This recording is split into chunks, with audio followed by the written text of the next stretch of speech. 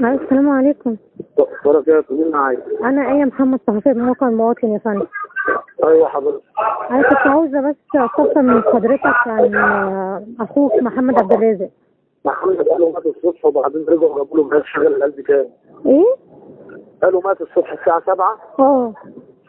كلنا هنا المستشفى لقينا الدكتور مدير المستشفى قال لا احنا شغال جهاز القلب شغال.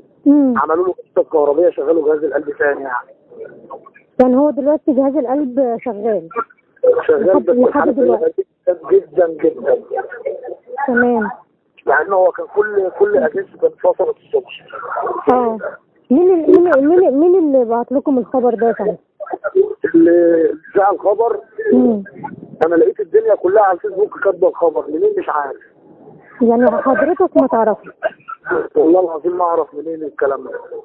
تمام. وحضرتك اول ما شفت الخبر ده على الفيسبوك رحت على طول؟ على طول طبعا. امال ايه، ما اخويا طبعا.